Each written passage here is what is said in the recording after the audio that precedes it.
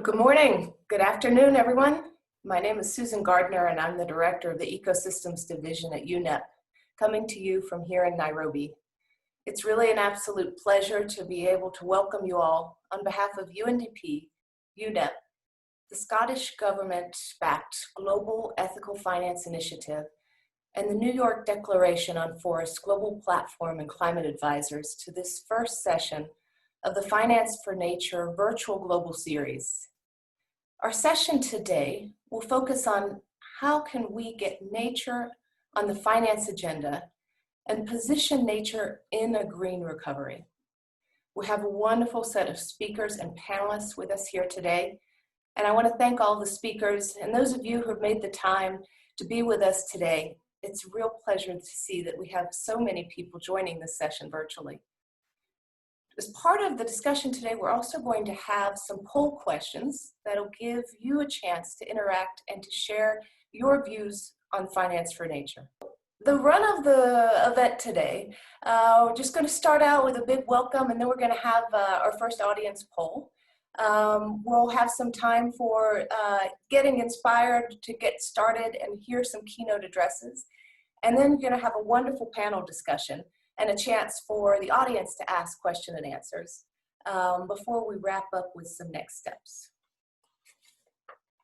So the real question is, why do we need to do this now? Why are we having this conversation today? And truly today, investments that harm nature outpace green investments by a factor of more than 100 to 1. 100 to 1.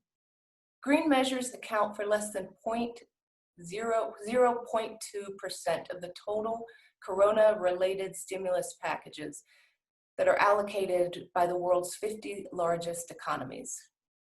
So with a view to trying to reverse this trend, this series is going to host a bunch of rich dialogues on both how nature is included in ESG risk and as an investment opportunity that delivers for people, for planet, and for profit. The series has a series of objectives over this next 16 months, and they'll be to explore why and how nature should be included in the finance and green recovery agenda for planet and for prosperity, to facilitate a silo-breaking conversation on the role of private capital and corporations in building momentum for the inclusion of nature at COP26, and to amplify ambition and action for green recovery investments and policies. Also to provide a testing ground for ideas and actions that will mobilize investors and asset owners to green their portfolios and to shift investments to be deforestation free, as current businesses and financing practices have exacerbated biodiversity and nature losses we've seen all too clearly. And finally, to spotlight COVID-19 economic recovery instruments, deals, and programming that are really designed with sustainability as a priority. So we're gonna have some series of really inspiring and interesting discussions, and you get to hear from some of the world's champions. And we'll start with my pleasure to introduce Ola Scheiben, who is the founder and managing director of the Global Ethical Finance Initiative. A chartered accountant by profession, he specializes in ethical finance, Islamic finance, and private equity, and he has advised, trained multiple governments on their capital markets, banking, pension, and insurance regulation. And he's a regular speaker at ethical finance conferences and events. So Mr. Scheiben, the floor is yours. Thank you. Thank you very much, Susan, for the kind welcome. Just on behalf of Jeffy, just like to extend my words of welcome to all of you for joining today. Thank you for making the time. The Global Ethical Finance Initiative is a not-for-profit body which oversees, organizes, and coordinates a series of initiatives and programs that seek to use finance for positive change. The origins of today's session, today's webinar, actually started last year in Edinburgh, which is the home of Jeffy.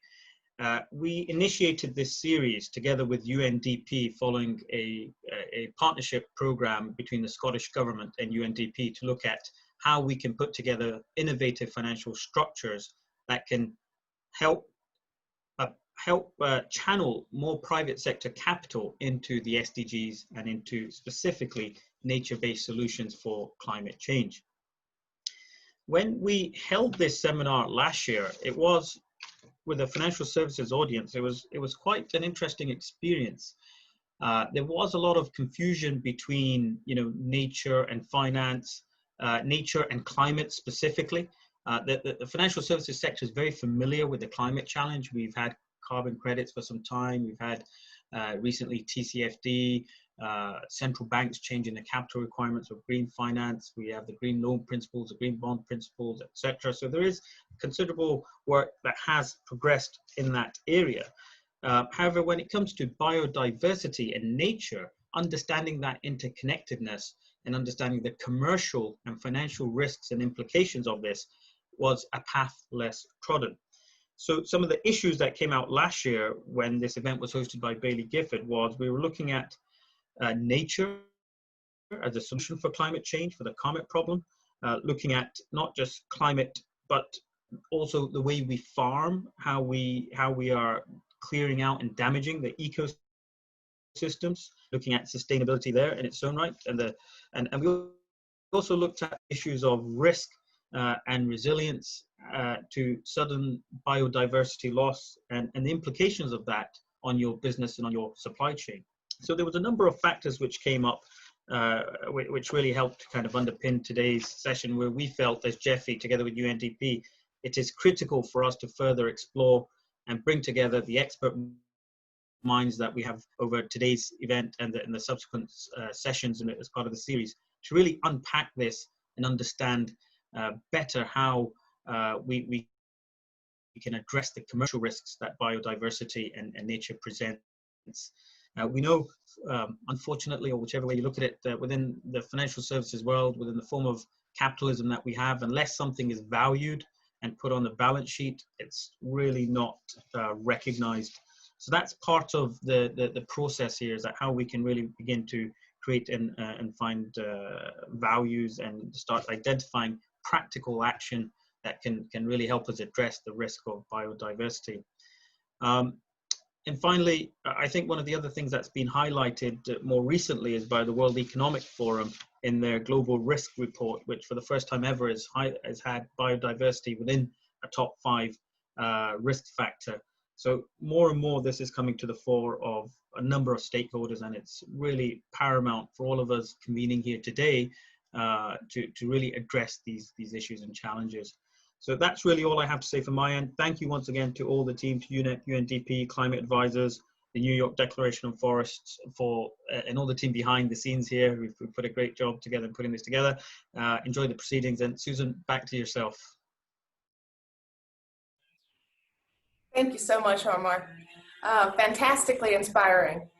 Our next speaker is Ms. Inger Anderson, the Executive Director of UNEP. She's an expert in conservation and sustainable development with more than 30 years of experience in international development, economics, environmental sustainability, and policy making, as well as in designing and implementing projects that generate on-the-ground impact.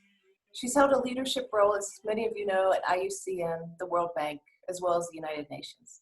And she'll deliver her remarks today via video statement.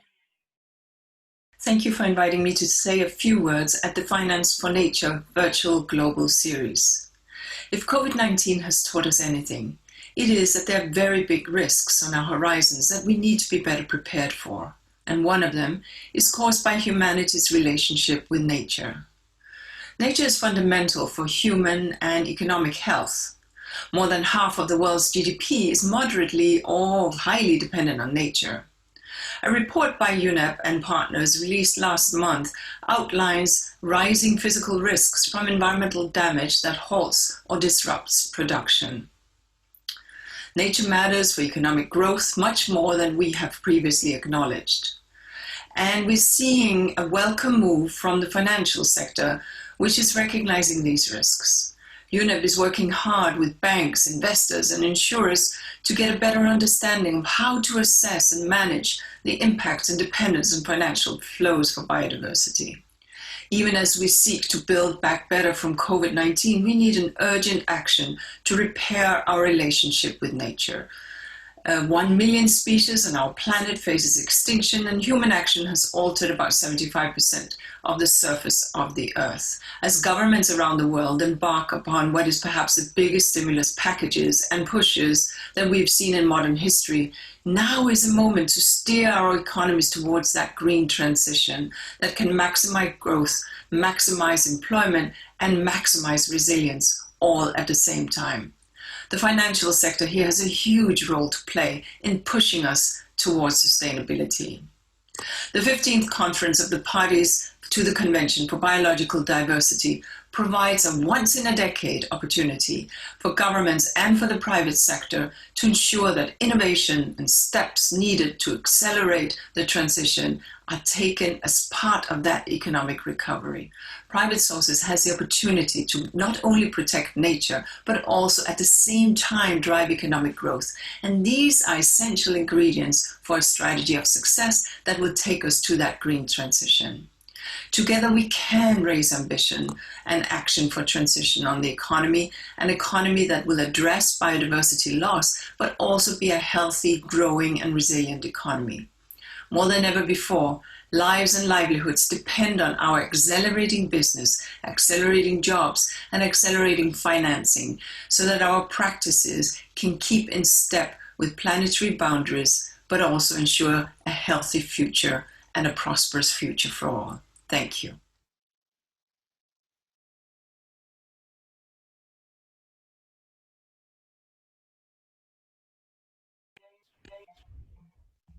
Very powerful words from our leader in UNEP and a call to action for all of us.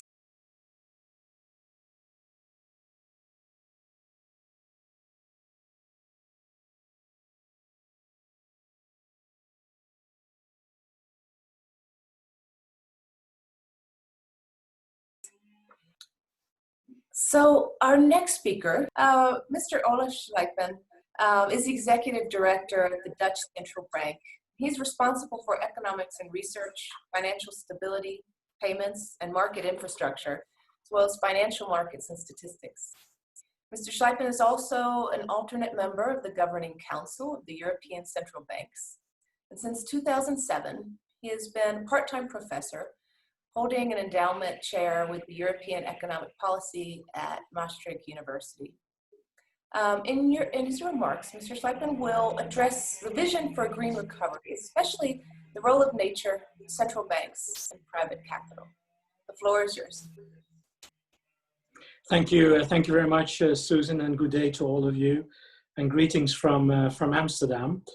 And also a big thank you for the organization for inviting me to speak today at this webinar. And as we are discussing today mainly biodiversity, we are still in the midst of a devastating global health and economic crisis. While we are fighting the COVID-19 pandemic, we cannot lose sight of the threat that climate change and biodiversity loss continue to pose to our daily lives. In fact, the current crisis provides a unique opportunity to make decisive steps on the road to a carbon neutral economy. And the investments needed to kickstart the economy again can be directed in such a way that they support the reduction of carbon emission and the recovery of biodiversity. Over the past years, and more central banks and financial regulators have recognized that climate change is a systemic risk threatening economic and financial systems around the world. They have joined forces in the Network for Greening the Financial System, the NGFS, currently having 66 members and 13 observer organizations from all over the globe. Together, they are working on identifying the climate and environmental risks and scaling up green finance. The focus so far has mostly been on the impact of climate change on the financial sector. But it has become clear that the loss of biodiversity has an impact on the economy as well. Climate change and biodiversity are very much related. Climate change is one of the main causes of nature degradation. The reverse is also true. Loss of biodiversity, for example, through deforestation and resulting carbon emissions, can accelerate climate change. So you cannot fight climate change and ignore biodiversity loss. So then you also know what my answer was to the first poll we did today. And that's also why earlier this year, the Dutch Central Bank published a joint report with the Netherlands Environmental Assessment Agency on exactly this topic, the loss of biodiversity. It is called Indebted to Nature, and it is a first quantitative study on the exposure of the Dutch financial sector to the risk of biodiversity loss. You can find the study on our website, www.dnb.nl, together with a document that outlines in detail the methodology and data sources underlying the research. And we found that financial firms in the Netherlands are exposed in various ways. First of all, biodiversity loss threatens the availability of ecosystem services, such as wood, animal pollination, and soil fertility. There are a lot of economic activities that depend on these services. As a result, banks, pension funds, and insurers that finance these economic activities face what we call physical risk. Dutch financial institutions worldwide have 510 billion euros in exposure to companies with high or very high dependency on one or more ecosystem services. And this comprises 36% of the portfolio we examined. An example of these ecosystem services is animal pollination. At a global level, just to give you an example again, the Dutch financial sector's exposure to products that depend on pollination amounts to 28 billion euro. Next to physical risk, financial firms run reputation and transition risks when they fund companies that have a major negative impact on biodiversity. For example, Dutch financial institutions worldwide have contributed 97 billion euro in funding to companies involved in environmental controversies. The negative impact that can be traced back to a specific company results in reputational damage for the company itself, as well as for the financial institution's funding. Also, these companies may hit losses when government policy and consumer preferences change suddenly. We saw an illustration of this in the Netherlands earlier this year. As a result of a ruling by the highest administrative court in the Netherlands, the government was forced to suspend new licensing for nitrogen-emitting activities with immediate effect. And the construction sector was particularly hardly hit because of this. Of course, our research focuses on the Netherlands, and it's the first among its kind. Evidently, if you would do similar research for other jurisdictions, for other countries, I'm pretty sure you would find similar results. And the numbers I just mentioned, although quite significant, they represent only the lower limit of the total exposure. Due to the limited availability of data, we were able to investigate only a limited number of biodiversity risks. So based on these results, we cannot conclude that other risks are less relevant. And I therefore think it's important that financial firms identify, manage, and report the exposures of their portfolios to biodiversity risks, just as with climate-related risks. It's simply a matter of sound risk management. Then the next question is how to get the financial sector into action mode. Given that this is a new area for us in which there's still much to explore, we have opted so far for an informal approach. Instead of immediately setting regulatory requirements, we raised awareness with the publication of the report, which I just referred to, and by organizing a webinar for the financial sector.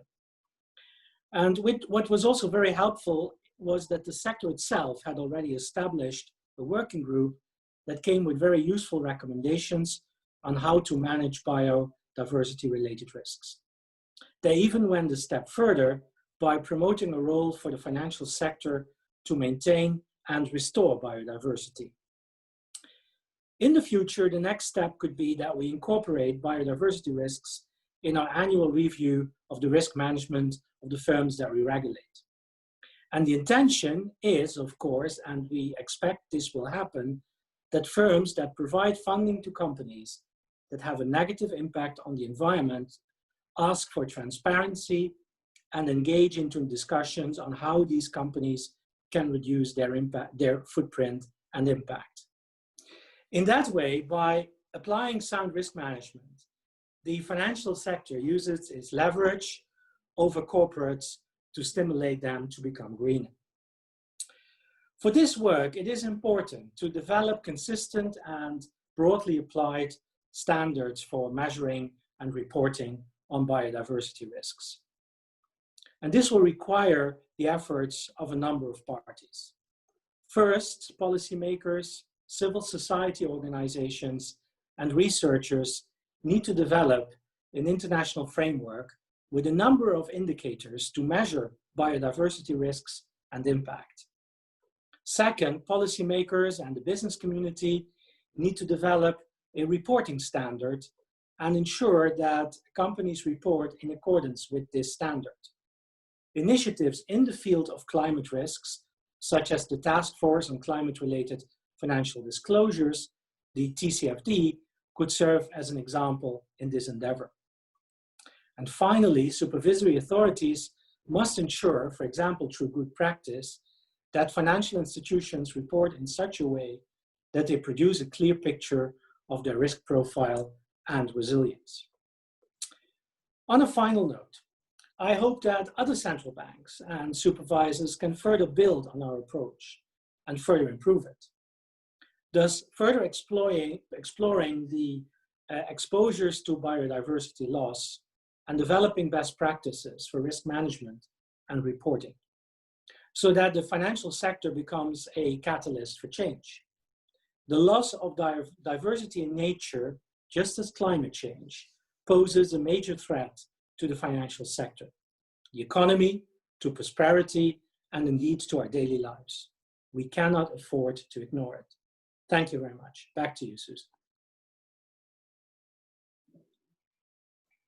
Well, thank you very much. Very insightful and inspiring, and it lays out this compelling case for us to see what is possible, what can be achieved. Before we let you go, and I know that you have another engagement that you have to move into, but I was wondering if we could just ask you one question, which would be, what is the role that you see of central banks to contribute to a green recovery? Yeah, I think central banks can actually do a lot. Let me start by saying when the NGFS was established a couple of years ago, and central banks like the Bank of England and the Banque de France in France and ourselves started to think about climate change, people thought, what are those central banks doing? You know, is this within their mandate? But if you think about it, climate change is a major event which evidently, obviously, is going to impact our economies and therefore also financial stability. And one of the objectives of a central bank is, of course, to maintain financial stability. So that's why we started with this whole work in the context of the NGFS and also, let's say, at our individual level. And of course, now we have started to focus on biodiversity losses, because there you can actually make the same kind of, set up the same kind of reasoning. What can central banks do? First of all, indeed, by sharing knowledge and disseminating knowledge. That's basically what we are doing with this report on the loss of biodiversity. Secondly, many central banks are also regulators and supervisors of the financial sector. Not all of them, but in jurisdictions where that is not the case, the regulators and supervisors very often team up with the central banks. So by supervising financial institutions, by regulating financial institutions, we can create the right incentives for taking into account climate change related risks and the loss of biodiversity risks in the, let's say, normal framework for risk management. And then, of course, central banks are also important asset managers because many of them manage the country's reserves, and we do that as well at the Dutch Central Bank. Of course, compared to the institutional investors that we have at the global level, we're relatively small players, but still. The Dutch Central Bank was one of the first central banks actually to sign the PRI, the Principles of Responsible Investment, and is indeed trying to green basically its portfolio. So there are many, many ways how central banks can contribute. And from our point of view, it's also core to, let's say, our mandate as central banks, which is to maintain financial stability. Thank you.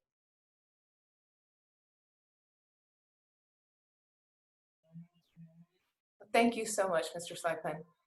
And thanks to all of you for this opportunity to moderate this opening session. It's been a pleasure. And now I have the opportunity to hand over the next session to my colleague, Ms.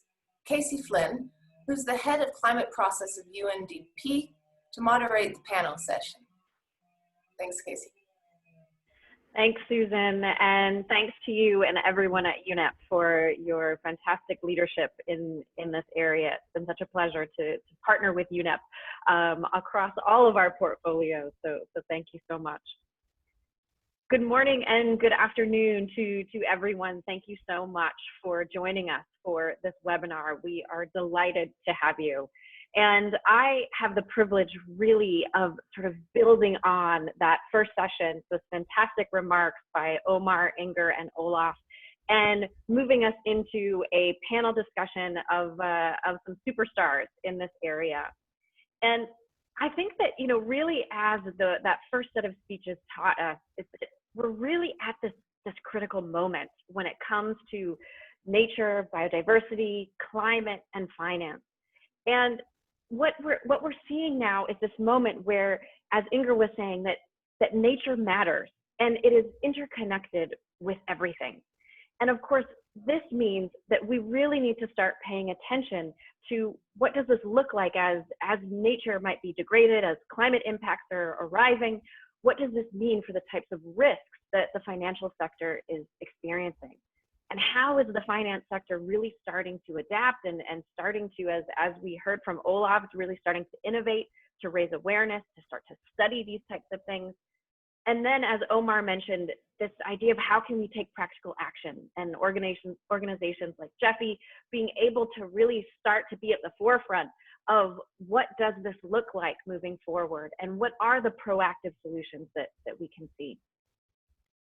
So that is very much what this panel is meant to be about. We really want to focus in on how financial institutions are starting to really innovate meaningful, impactful solutions that really start to integrate nature and biodiversity within their decisions and their operations.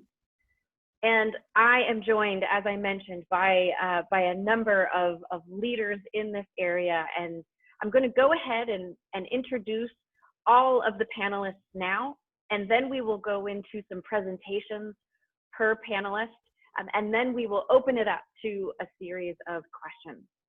So I really do encourage all of you out there, please do type your questions in the chat, in the Q&A. Please do engage. We want to hear all of your questions, and we're going to try to get to as many as we can once we've gone through all 5 presentations. So without further ado, I would like to introduce the panel. Starting with Philippe Zouati. He is the CEO of Mirabaud, a subsidiary of Natixis IM, specializing in sustainable finance. He's also the founder and chairman of the think tank Au Sein le Progrès. He's also an author of several books on sustainable finance.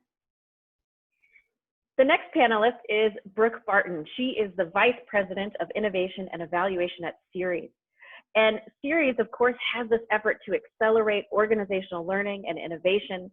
And previous to this, Brooke launched Ceres Water and Food and Forest programs, directing the organization strategy for mobilizing leading investors and companies to address the sustainability risks facing our freshwater, food, and agricultural systems. And third, Stephen Hibbert. Stephen is a member of ING's global management team for the energy sector, with responsible for the energy transition. He focuses on 3 leading factors in business strategy: growth, risk, and alignment. Now, until December 2019, he chaired the United Nations Environment Programme's Finance Initiative Banking Committee, which initiated the Principles of Responsible Banking launched at the General Assembly last year. Next, we have Veronica Scotti. Veronica Scotti was appointed chairperson of Swiss Re's Public Sector Solutions in July 2018, following her tenure as Swiss Re President and CEO of Canada and the English Caribbean. She was, of course, a part of this Public Sector Solutions Committee that helps national, provincial, and municipal governments, public entities, as well as international organizations develop innovative risk transfer solutions to strengthen societal resilience. And then, of course, we have Deandra Subaya. Deandra is the head of responsible investment at Nest Pensions. She is responsible for the delivery and implementation of Nest's responsible investment approach, and she ensures that Nest's investment approach factors in material, environmental, social, and governance risks and opportunities. So a great big welcome to all of the panelists. Just absolutely thrilled to have you here. And we will start off our presentations with Philippe. Philippe, over to you. Hi, hello everybody. Thank you very much for inviting me to give you, an idea of what we are doing at Mirabaud, and greetings from the south of France, actually. So as you said, Mirabaud is an investment management company affiliated to Natixis Investment Managers.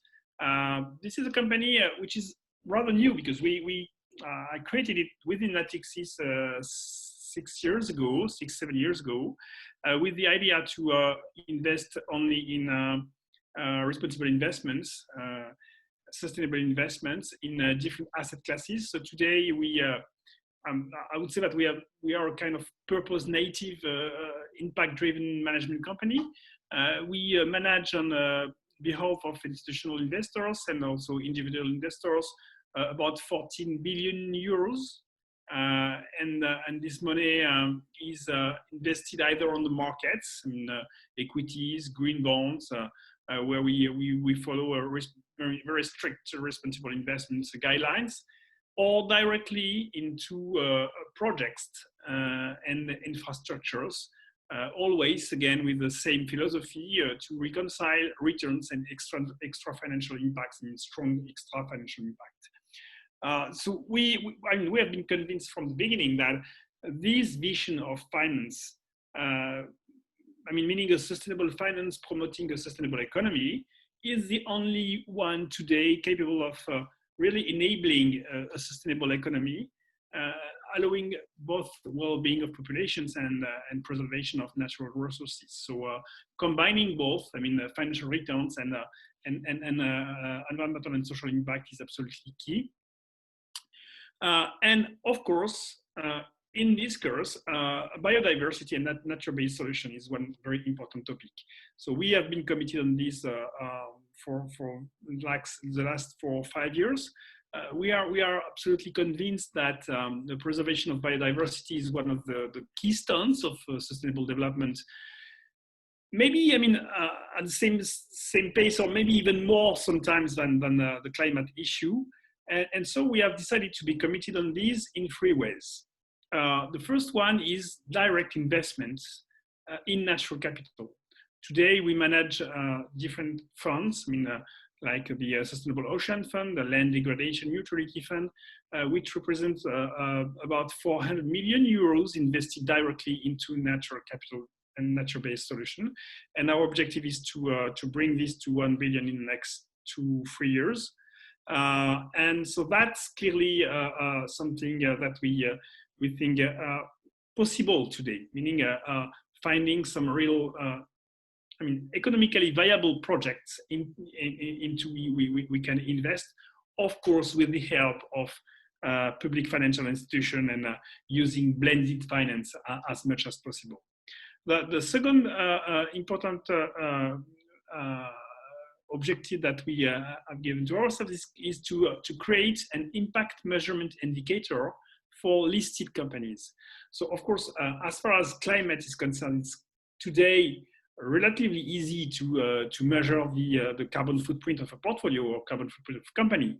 It's very difficult as far as biodiversity is concerned, and so we have started a very interesting, I think, a project alongside with 3 other financial institutions. I mean, 2 big and 1 small one, AXA, BNP, and Sycomore.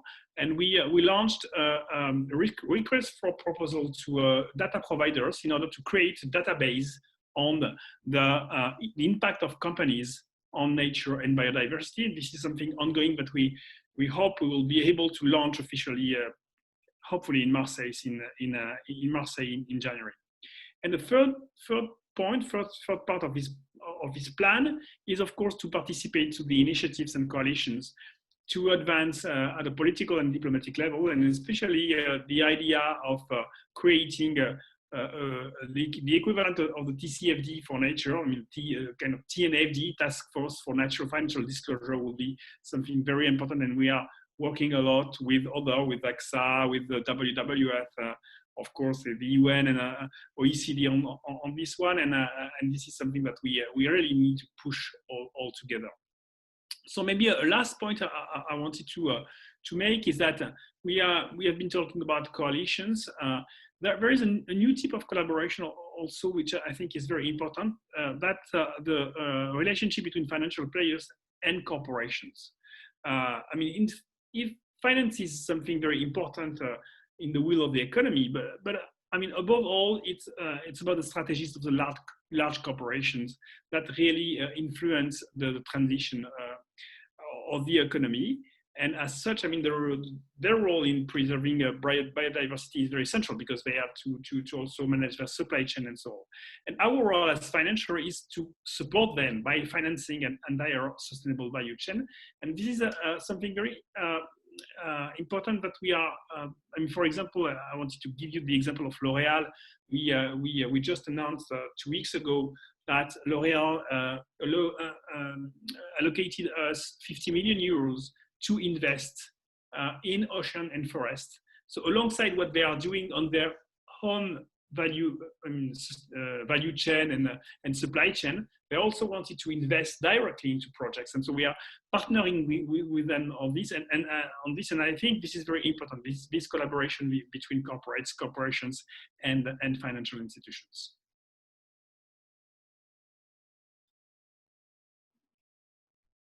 Thank you so very much, Philippe.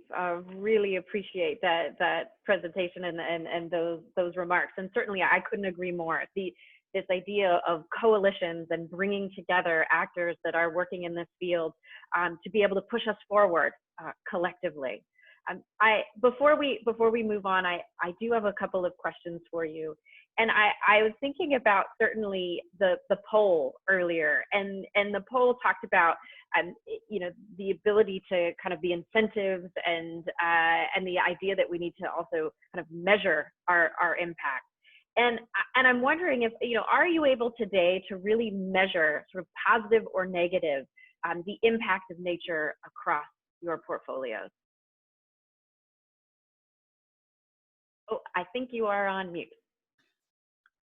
Short answer is not yet, but we are working on it, and I think it's very important. I mean, the measure is absolutely key. This is why I was mentioning this initiative with BNP, AXA, and Sycomore, because we need to create the tools in order to measure the impact. But we have also to be careful about not reporting about, non-meaningful measurements.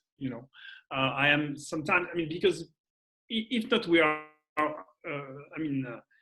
clearly going into greenwashing very rapidly, because I mean, I'm strive about the use for a lot of people are doing of the SDGs and all these, you know, color spots about the SDGs.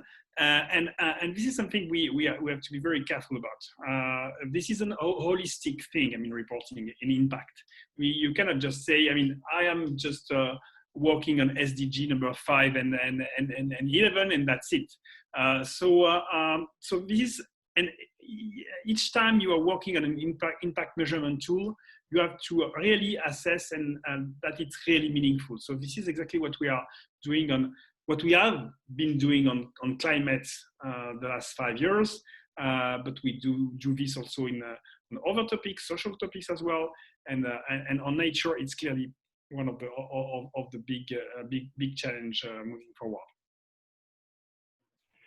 Absolutely. I think, you know, and I think that this has come up a lot in these discussions is how can you have that holistic approach?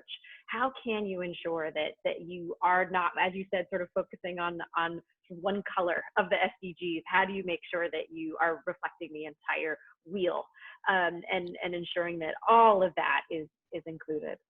So thank you so much, Philippe. Really appreciate your remarks. Thanks. You're welcome.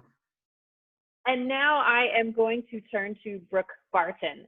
And speaking of tools and ways and guidance for investors, Brooke, I understand you're going to dive into a recently launched Investor's Guide to Deforestation and Climate Change.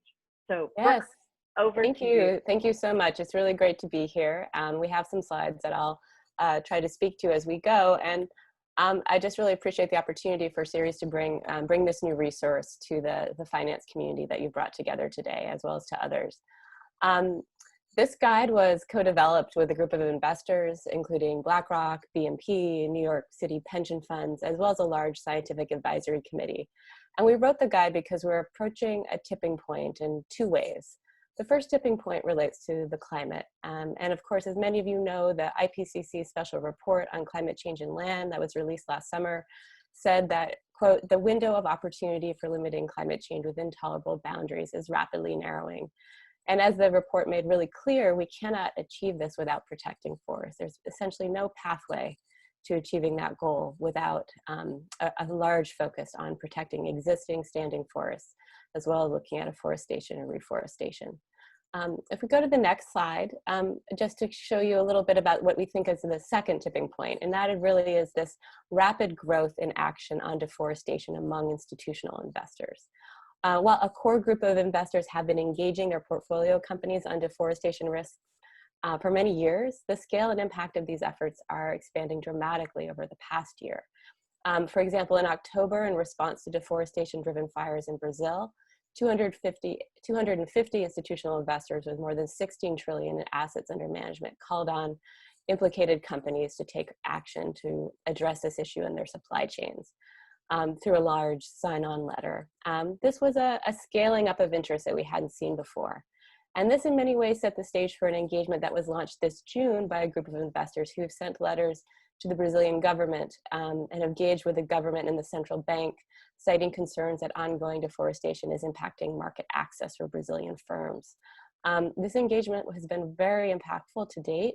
It's been signaling, I think, in a very meaningful way to Brazilian financial regulators the growing value that global capital markets are placing on biodiversity and large carbon sinks. And it's led to some initial commitment from the government to ban the setting of fires in the Amazon for at least 20 days. So deforestation is clearly moving up the broader ESG agenda, and the climate dimensions of the issue are a very compelling rationale for many firms. This is not to ignore the other critical dimensions like biodiversity, as we're talking about today, the social impacts, and of course the risks of zoonotic disease spread that are tied to deforestation, all of which are deeply relevant. If we go to the next slide, I wanted to share some of the key points that we believe investors in the finance sector more broadly should take away from the guide. The first point is that deforestation is a significant driver of climate change. And the graph here shows the relative contribution of protecting and restoring forests relative to other sectors to achieve the goals of Paris. Forests represent about 3/4 of the role of contribution that renewables are expected to play. Yet I would say until recently, in our view, you know, at least mainstream finance sector has been really focused on the renewables sector relative to forests. This forest wedge has been somewhat neglected. If we move to the next slide, you'll see the second key point from the guide, which is that investors have potentially broad exposure to emissions linked to deforestation because deforestation is embedded across investment portfolios through numerous commodities, sectors, and asset classes.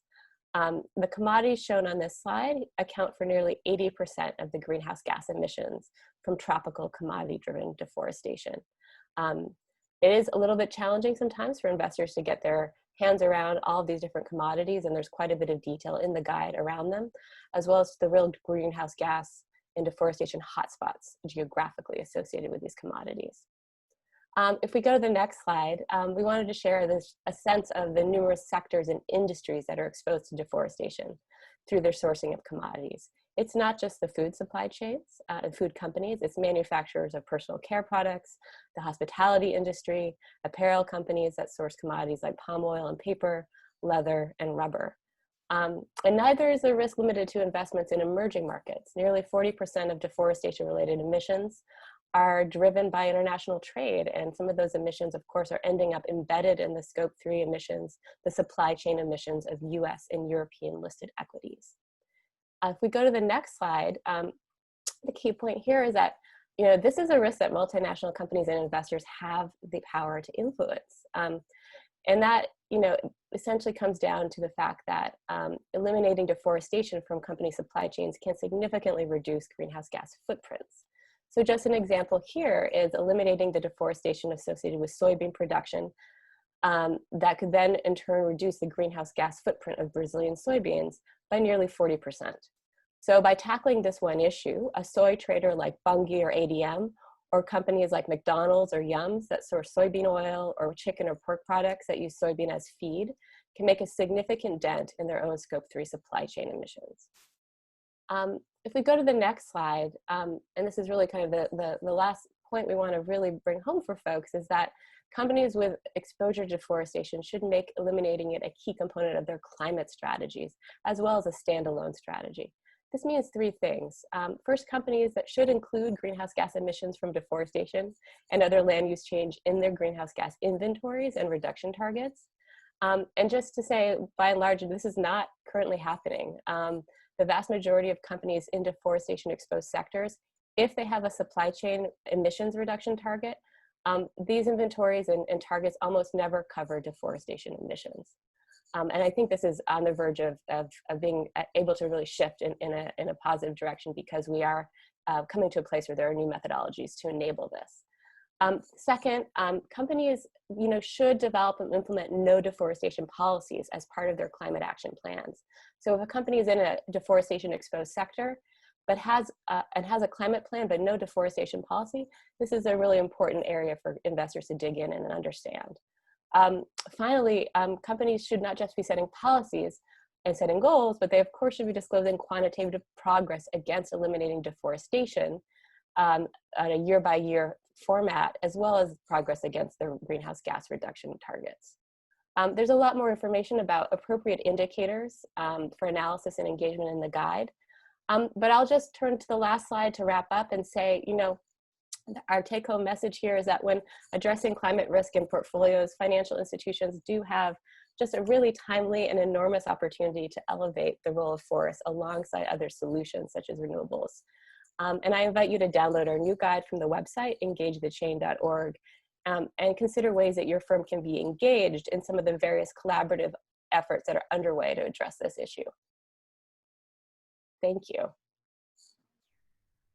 Thanks, Brooke. I can't tell you how excited I am about this guide and about Engage the Chain. I think that, you know, what you're talking about here is really so critical, because this interconnectivity that we see, and in particular when looking at deforestation, when looking at climate change, and as you said, sort of throughout the supply chain, if we can start to identify these key entry points and these key tipping points, we can make a sizable impact on addressing these crises, and a sizable impact on helping to protect the portfolios of investors.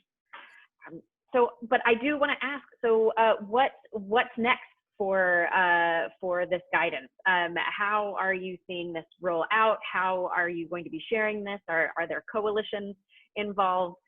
What's next, the next step for this? Absolutely. So Ceres and PRI are already partnering with a large group of investors globally on engagements with companies, particularly in the soy and beef sectors. And we invite other investors to become part of these dialogues. So there are a number of key milestones coming up in terms of major discussions with these companies, particularly with the soy traders who are quite behind in making progress on their no deforestation commitments. It's a small set of companies with a tremendous biodiversity and greenhouse gas impact. So we invite investors to learn more about that upcoming engagement effort.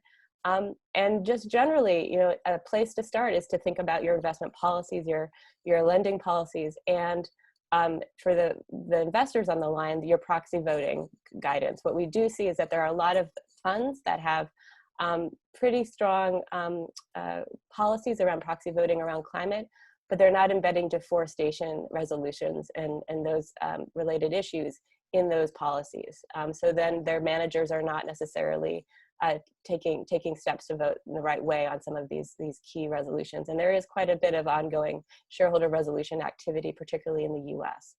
So we really invite investors to start looking at that as well. Thank you so much, Brooke, and I'll be checking it out as well. I'm really excited about this. Thank you.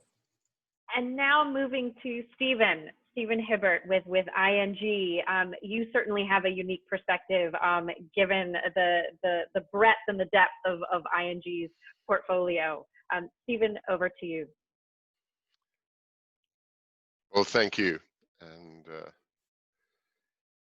let's go to, first of all, greetings from Amsterdam, and thank you for the organizers for inviting me to speak on the impact of a bank on nature and biodiversity.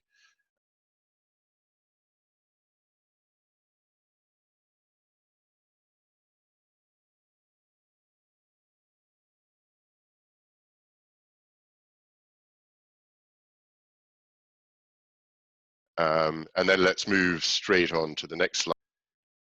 So what can banks do?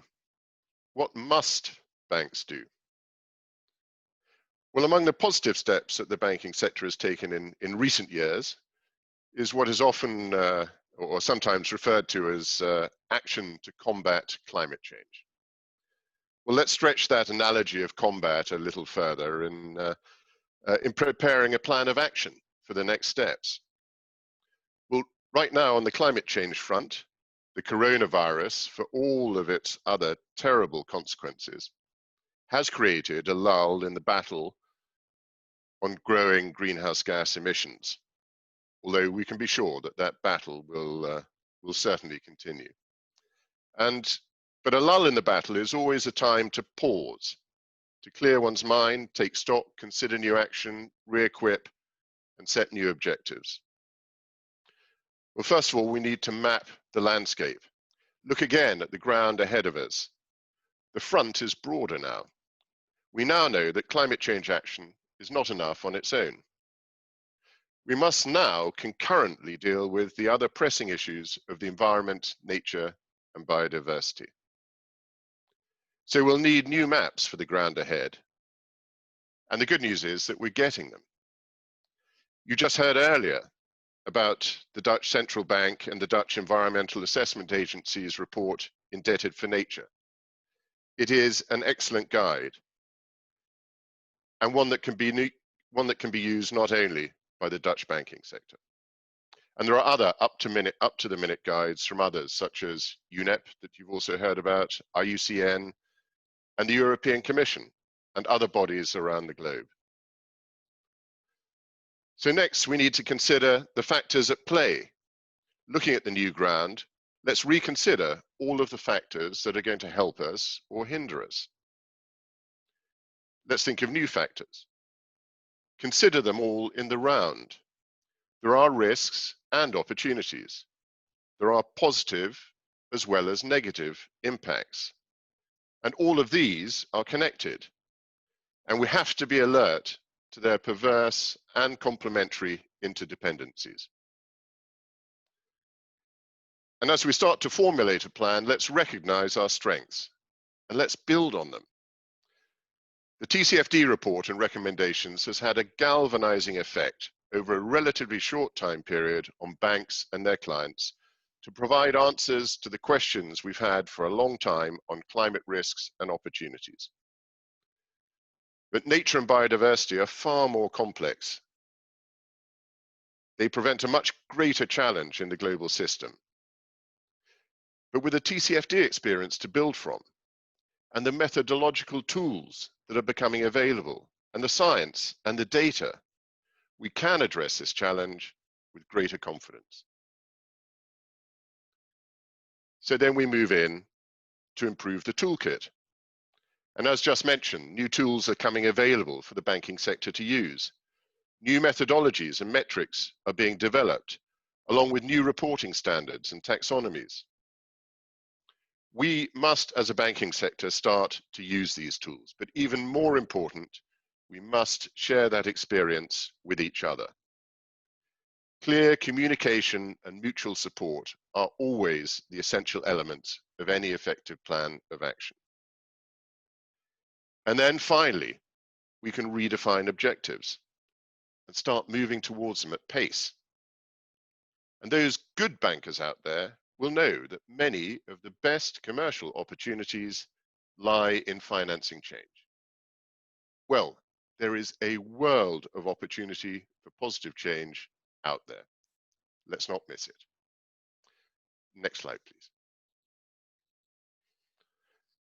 So very briefly, what is ING doing? Well, going back to the report card, I guess as a tough head teacher, wanting to recognize some good effort and probably more so trying to inspire the fulfillment of potential, I think I might give ING a 4 to a 3, and that's in the area that most of you scored the sector. But you can make up your own minds about ING's individual performance if you look at our stance on biodiversity and the statement of our sustainability direction at ing.com. But two things I want to highlight on this slide, referring to the toolkit and the need to collaborate, are ING's Terra approach and partnerships and initiatives. Well, with the announcement of our Terra approach at the Global Climate Action Summit in 2017, ING was the first commercial bank to commit to aligning its lending activities with achieving the Paris Agreement goals. And to do this, we've been working closely with 2 Degrees Investing Initiative to adapt their PACTA methodology. And in 2018, 4 other international banks joined us in this work, and we all made the Katowice commitment to climate action. And now those Katowice banks are sharing their experience with many other banks across the globe who are participating in UNEP FI's Principles for Responsible Banking collective commitment to climate action.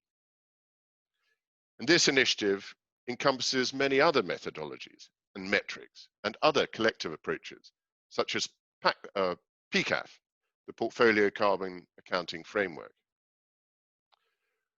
For nature and biodiversity, we've also joined many other partnerships and initiatives, many more than the European Commission and the TRACE initiative shown here.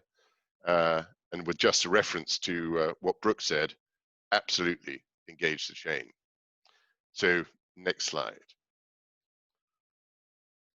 More important than ING on its own, and in conclusion, what can the global banking sector do?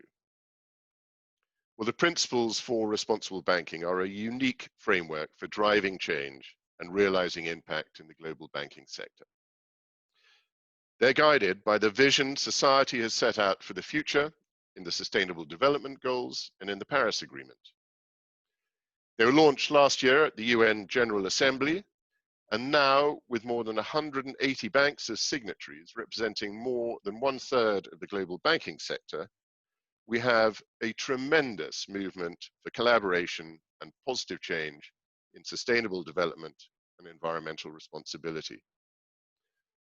Well, at the principle's launch, in addition to each one of us committing to our individual commitments, many signatories also joined a collective commitment to climate action. And there was an expectation that there will be future collective commitments to other areas of pressing need. What better then than a collective commitment to action on nature and biodiversity? And if you're a principle's signatory, or if you know one, let's get that movement started. And with that, I'll close on the next slide. Thank you. Thank you, Stephen. And of course, couldn't agree more. How can we get everyone together to build this movement, to accelerate this movement, to share stories, to spread knowledge in a way that lights this up in a way to help us achieve these goals. You know, and I was really struck by, as you mentioned, sort of ING was the first commercial banking institution to really start to align their lending activities with the Paris Agreement. You talked about the principles of responsible banking. There are certainly a lot of structures and frameworks there, and I'm wondering if you could tell us a little bit more about how ING organizes itself around this. How do you see ING being able to implement a lot of these sort of overarching structures and commitments? Well, I think one of the main issues now is that there is a much greater understanding of the nature of the problem. You know, in banking terms, we're moving from a sense of corporate social responsibility. We know that we have environmental and social risk management tools in place, but could they be more broad-reaching? Could they be better? We have a greater understanding that institutions like us have, yes, immediately, directly, but we have a small footprint in biodiversity and on the climate side. But working with our clients, we have a great and a broad reach. And a lot of the activities of our clients, as was mentioned earlier, are clearly exposing us to opportunities, but also risks. And I think what is happening now within, and it's not just ING, but you know, within our institutions like ourselves, is that you have within the institution a coalescing of sustainability experts, risk experts, and of course the what we call the front office, the transaction teams, the sector coverage groups, all bringing their particular skills and experience to bear, and now for the first time sharing those in a more organized way. And I can say that over the past year or two's experience of doing that in ING, the results really show for themselves. Fantastic, and we'll be looking forward to hearing more about a lot of these stories and about how the results certainly evolve. Thank you, Stephen. Thank you. And now we move to Veronica Scotti and with Swiss Re. And certainly, you know, Veronica has a lot to share because she is a member of the Net Zero Asset Owner Coalition and the CEO Action Group for the European Green Deal. And so really looking forward to hearing from you, Veronica. Over to you. Hi, Cassie. Can you hear me well? Yes. Fantastic. Good. Well, thank you so much for having me. I share your excitement for the discussions today, and I'm happy to share also with our audience a little bit the journey that we've been through as a company that leads us today to make a statement that you know, nature is at the center of our activities. And it's a big statement, so I'd like to explain a little bit how we got there. So the mission statement for Swiss Re is to make the world more resilient, but we know that resiliency and sustainability really go hand in hand, where resiliency is about the ability to come back after a shock, which is where insurance typically intervenes, right? It's about big shocks. We really don't think that that's a model, business model, and a way of operating that works unless you embed sustainability, which is a way of operating, creating wealth, but in the respect of scarce resources. And nature is one of such scarce resources, even if historically we've not attached an explicit value to it. So we leave out the conviction as an organization that to have a healthy ecosystem is the equivalent of having a healthy life and having also a wealth that is long-term sustainable. And as an industry, we really think that we can be part of this effort of giving greater audience and greater stage to nature, because we do understand risk. We're risk managers. We put capital against that risk. We invest typically very long term, so we need to make sure that what we invest in doesn't get stranded. And our leadership has been very whole to this concept. So for us, it's not a question of why, but it's actually a matter of how. And that's where it gets really interesting, because we needed to come up with a framework that actually would incorporate the why, the how around the world and across all of our activities. And so we came up with 3 ambitions and 3 very simple but important principles. And the ambitions are reducing and mitigating climate risk and decarbonizing economies, societal resilience, and then affordability. Everything that we do has to become more affordable. The 3 principles are embed the sustainability in all the business activities that we're involved with, lead through innovation, because we actually believe there are tremendous opportunities, and quantify the impact. And so you can see that this is for us has been a framework through which we try to direct all of our decision making. And the result is that we've been evolving the way we do business towards something that is much more net zero carbon effective. And nature can play a tremendous role, as we've heard from other speakers already. And we like to kind of measure ourselves, both in terms of what we do for our own business, but as well, who do we partner with, and what kind of thought leadership can we bring to the fore. And if I can just quickly walk through these 3 steps. For ourselves, we really look at our making very clear and unconfutable commitments. So we signed up to the Paris Agreement, and in terms of our own business, we want to be carbon neutral in our operations by 2030. And we came up with a very nice, cheeky statement, which is do your best, remove the rest, because we really think it's about reducing our footprint and then work on that carbon capture strategies that are so important to get us to the targets of the Paris Agreement.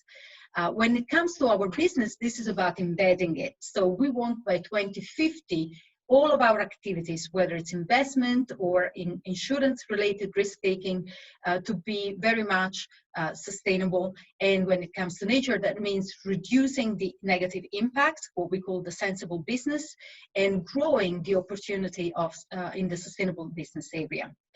And lastly is about measuring. So we've made a very clear commitment. We want to be leaders in the ESG ratings, in which nature as part of the environment is also captured.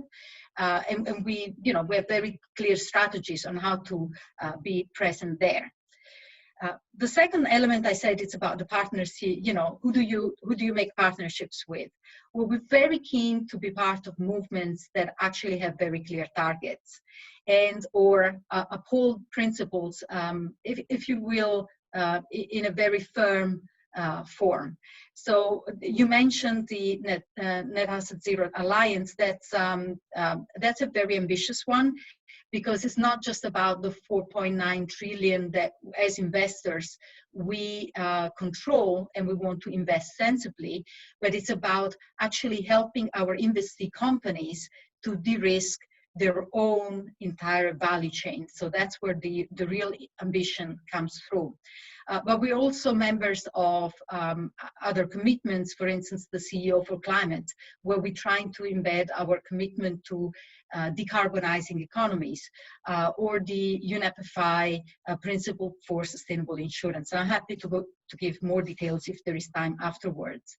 And then to the third point about innovation, this is the piece where my team in particular gets very activated, because it's all about demonstrating through the thought leadership, and then through the execution that actually we can do it.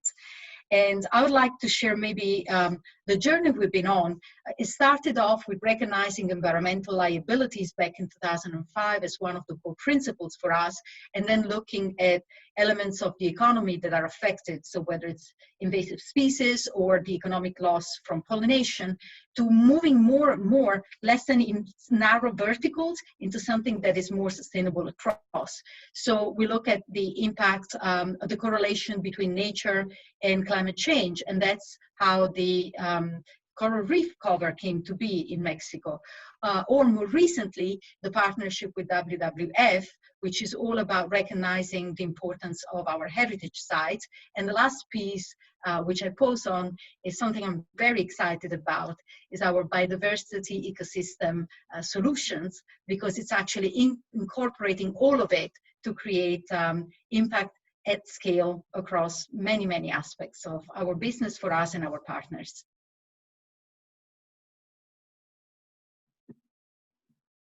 Thank you, Veronica. I really appreciate that, because I think that, you know, in particular, you know, insurers have a unique perspective in this. You know, as you said, it is this long-term approach, and being able to see how different types of measurement, this holistic approach, the coalitions, the innovation, how this fits into that long-term approach, I think is something that we can all really, really benefit from. And I did want to ask you a question, and you know, and I was thinking about, now that we are seeing, certainly when it comes to climate and biodiversity loss, we are seeing increased frequency, increased severity. We see the news about these Category 5 storms that are hitting. We see the news about deforestation around the world, and I'm wondering about how insurers are thinking about that, and how are you modeling this? How are you pricing nature when it comes to this risk? What are the steps that Swiss Re is taking? Yeah, so as Swiss Re, we try to do two things for ourselves and again in partnership with others. So if I think about ourselves, I can just maybe illustrate briefly. We have a matrix for everyone, and one is the positive contribution, if you will, on one axis, and on the opposite axis you have the harm that we do. And so if you look at something that is low harm, low positive contribution, that's a neutral zone, but you've got you know, categories where you have low harm and very high positive contribution, and that's an area of excellence. So in that space, I would put all the opportunities that really exist if we have the tools and the capabilities, which is what BES actually will allow us to do eventually, to demonstrate that this is great business that create great impact. And then you have a box there, which are all the activities where you could have a positive impact, for instance, in occupation sustainability. I think smallholder farmers, but agriculture as it's done today could actually have a very poor impact on the environment, as you said, you know, depauperation or deforestation. So that's an area which I would say is the transitional area, where you know that by intervening, by moving towards more regenerative agriculture, we can actually create a double benefit rather than a positive and a negative. And that's where I think from a, you know, from a way of thinking, we need to be very cognizant both of the positive and the negative impact of all of our activities, and try and direct the economic engine toward those activities that, done correctly, can only create value or very minimal harm. So that's the way we do it as Swiss Re, but Swiss Re is one out of thousands of companies. And I think if I can just share one of my pain points, if you will, or an aspiration, if we want to be more positive. As an industry, today, we don't have a common narrative, we don't have a common taxonomy, we don't have common goals. And imagine, Cassie, if we actually developed that. And we started the dialogue with the UNEP FI to actually come up with such a taxonomy and such common goals, because if we all did it, then we could really be, someone said it before, I think it was Philippe, we're not the real economy, but through finance, you can make such a deep transformation, helping the real economy direct itself in a way that is long-term sustainable. So I'm very positive that, over the next few years, we'll come up with that taxonomy and those targets and affect the change together. But I do want to share one thing about the, as you said, how do we create the innovation that can make it scale up? And that's what the biodiversity ecosystem services proposition that we just developed. It's a very, very new thing from only a couple of months old. I'm very hopeful can make a difference at scale. Because what we did, we really, we analyzed biodiversity over a number of years. We used public data. And what our study shows is that actually there is a commercial risk associated to the loss of biodiversity. And what we can do today through the use of geospatial imagery, we can actually analyze how certain intervention can create a positive or a negative impact. Now that truly puts a price on good actions or inaction, or by creating new risk, it becomes very evident.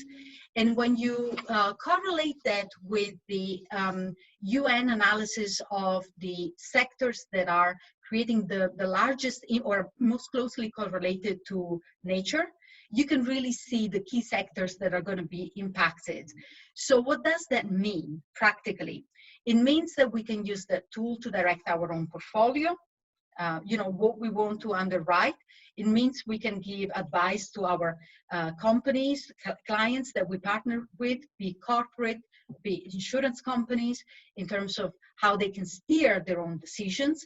It means we can develop indices, but we can also develop, when we see that through the right intervention we can create the right impact, we can develop new solutions that create the right set of incentives for the right actions to be taken. So I'm very positive that this could be a tool many will be interested in partnering with us on.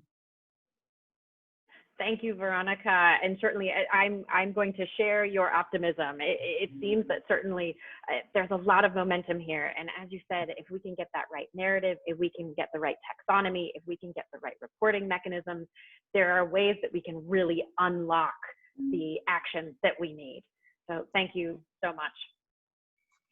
And for our fifth panelist, I am very pleased to introduce Deandra Subia.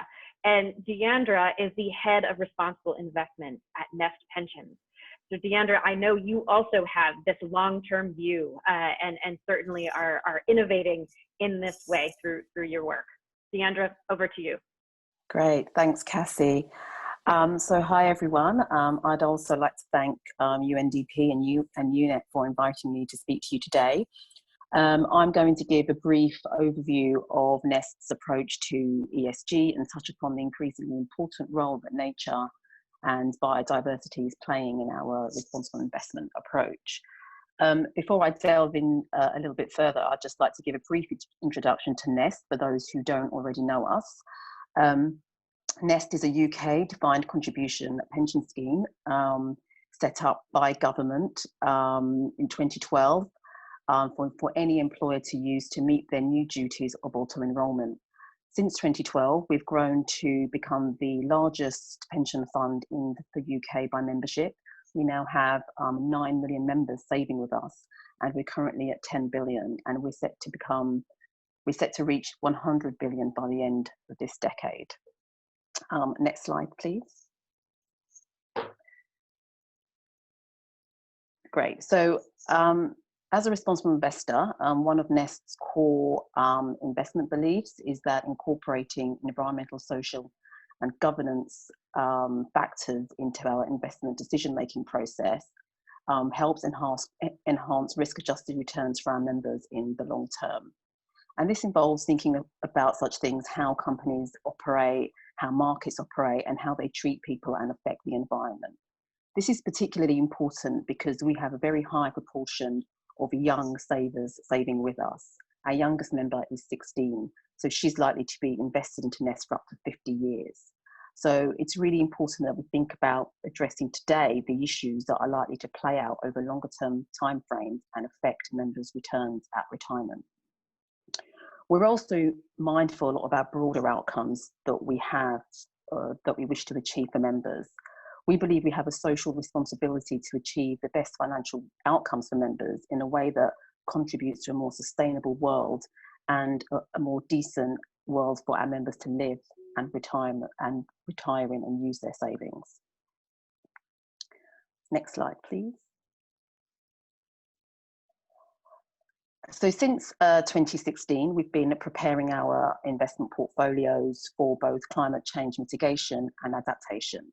We've developed a climate aware fund that addresses the risks, opportunities and solutions to climate change, allowing us to tilt towards companies that are involved in the production of climate solutions like renewable energy, green technology, so companies involved in carbon capture and storage, for example, and those companies that are reducing carbon emissions in line with targets set for their sector by the International Energy Agency. We're also shifting away from companies that are involved in the most carbon intensive sectors, those companies that are generating a large proportion of their revenues from fossil fuels and have a high number of fossil fuel reserves. What we're doing is taking simultaneously an approach to tackling the causes of climate change and minimizing the potential impacts of climate change, but also addresses the negative effects climate change has on the planet and how to take advantage of opportunities that may arise in the future.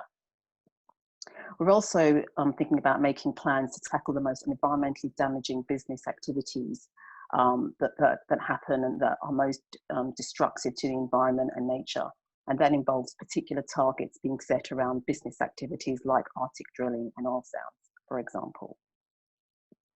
Next slide, please. So this slide essentially shows the amount of carbon emissions avoided in our climate aware fund compared to the FTSE developed and what that equates to. We think having tangible examples to show members when communicating to them about the emissions avoided helps really put things in context for them. So really this is about just giving an example of how we would communicate the impacts of our climate aware fund to members. Next slide, please, Catherine. We're also investing in new opportunities in private markets, which will not only help us improve diversification and risk-adjusted returns for members, but also allow us to tap into many opportunities that bring positive benefits to local communities and environments. Our private debt infrastructure strategy aims to invest approximately 50% of assets in positive impact sectors like social housing, healthcare facilities, renewable energy, including wind and solar, and smart meter providers. We're also in the process of currently procuring a private equity renewable energy infrastructure mandate that's purely focused on climate change solutions. And because of the long-term nature of this asset class, how environmental and social impacts play out over the long term is absolutely fundamental to our selection process. We want our fund managers to be able to understand the impacts of infrastructure projects, say on greenfield sites compared to brownfield sites. Are they undertaking detailed impact assessments on assets that are being constructed and operationalized on greenfield sites, for example? And we really expect to see evidence of how nature is being impacted and what impacts investing in infrastructure has on biodiversity loss. So we would expect our fund managers to consider a range of factors around the environment when deciding to acquire an asset. Next slide, please. So we've been regularly communicating with our members now for a good few years about our responsible investment approach. We regularly ask members what they think about our approach to addressing important issues like climate change, inequality, and human capital management when we invest their money. And in our most recent survey, 73% of our membership said that they would expect their pension provider to think about the planet and people and how companies are run in the investment of their savings. So it was really great to kind of get that validation from members that, you know, what we're doing on them isn't just about, of course, enhancing their retirement outcomes at retirement, but also helping tackle issues that we know our members feel strongly about. And this really chimes with the Make My Money Matter campaign that we helped launch last month, or was it a couple of weeks ago now, which really is about calling on pension funds to think about the planet and people alongside making a profit for their members, and giving members the transparency and information for them to understand how and where their investments are invested around the world. And that's something we really support. We're really committed to giving as much transparency as possible to our members to really help them understand how we as their provider is helping them tackle, issues that they're really important, that they think are really important. As I've mentioned, we have a very high proportion of young members in our scheme, and young people today are extremely concerned about environmental destruction. So they would want to know that their savings are not going towards business activities or investments that exacerbate that, but hopefully solutions that help solve some of those issues that they feel very strongly about. If I just go on to the final slide, I'd just like to highlight a current and future focus of work that we're currently looking at, and that is food retailers and producers.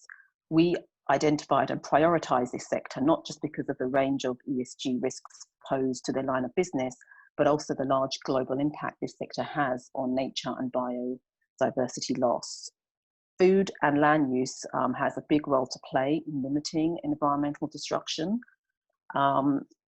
And we are engaging with a range of food retailers and manufacturers about their involvement on single-use plastic, for example, on how they manage their waste, what's their involvement in palm oil, which we know is a big contributor to deforestation.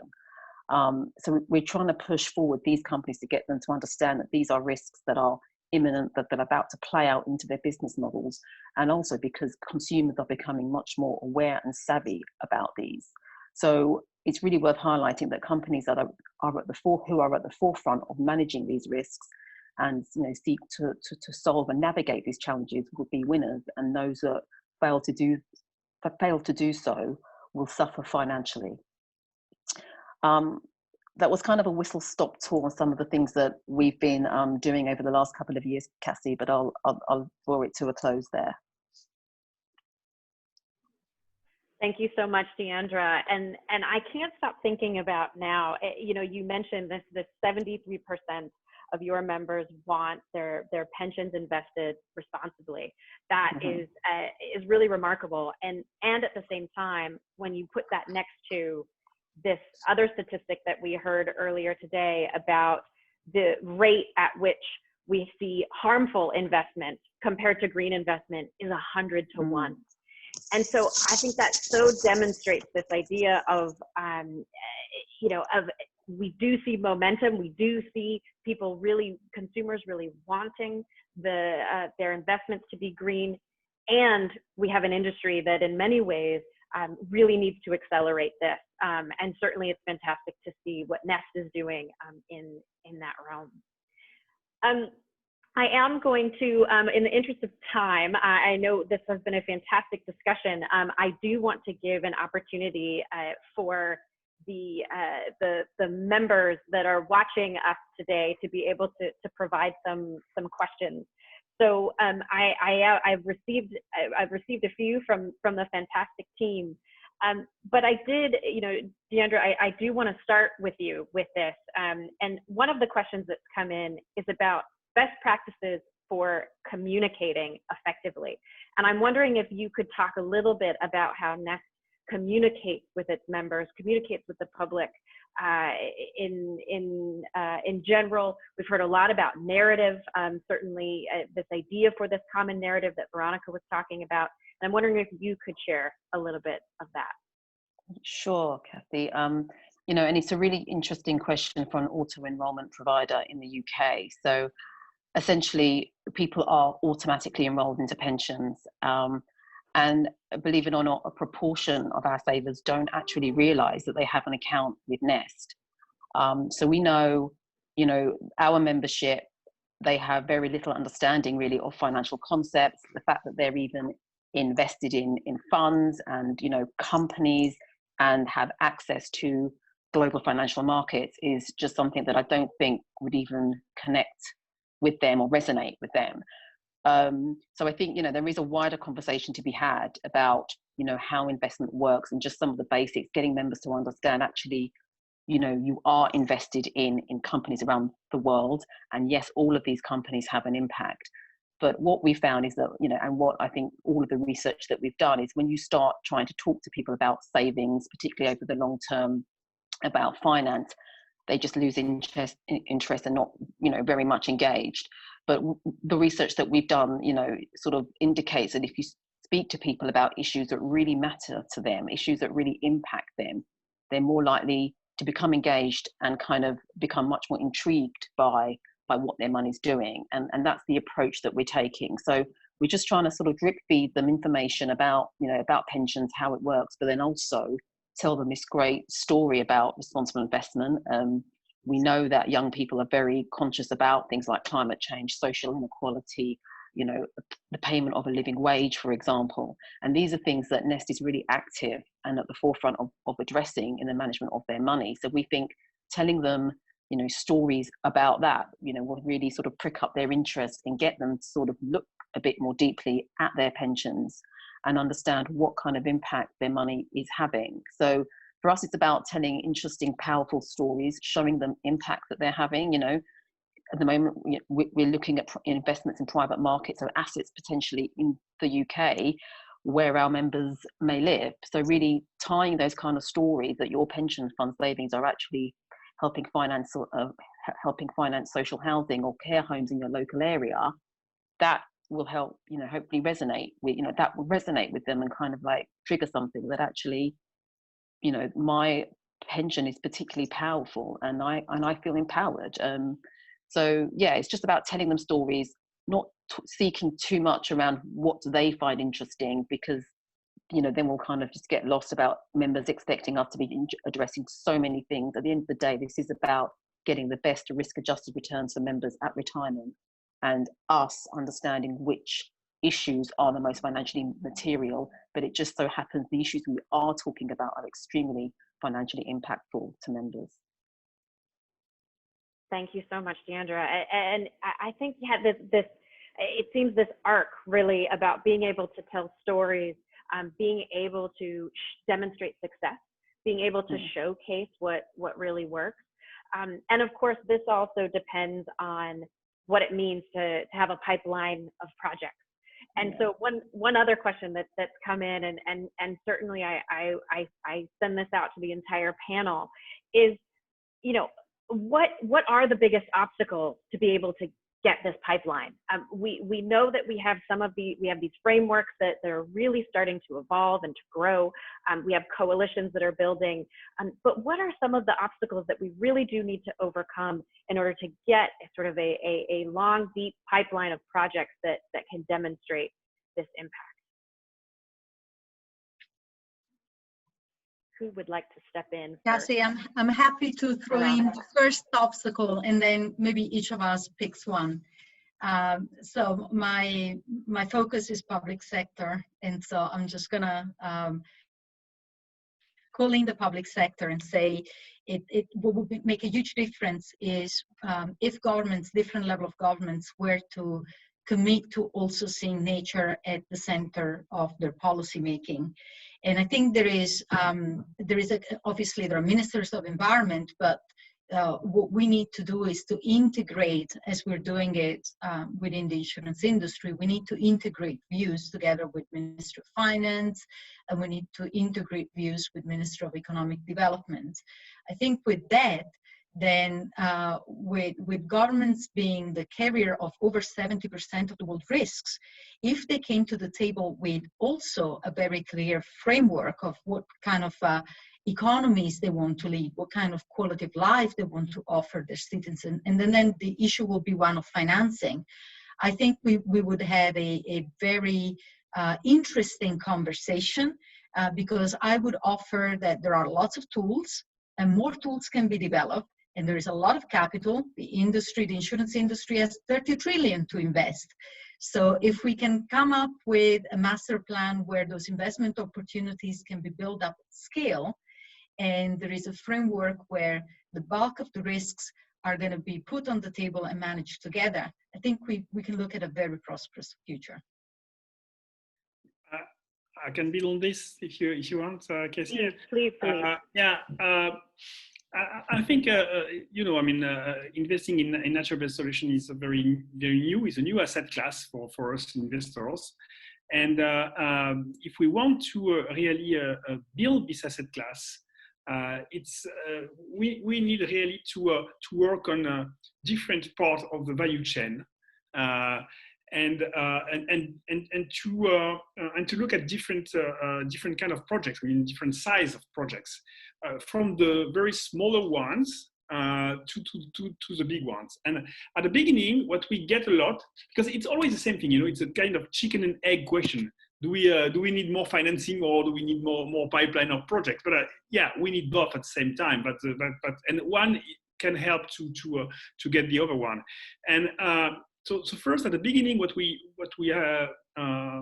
find a lot are a lot of small projects, blueprints developed by NGOs or by entrepreneurs on the ground, but which are not really investable. So we need, for this kind of projects, to really create a kind of incubation tool, and it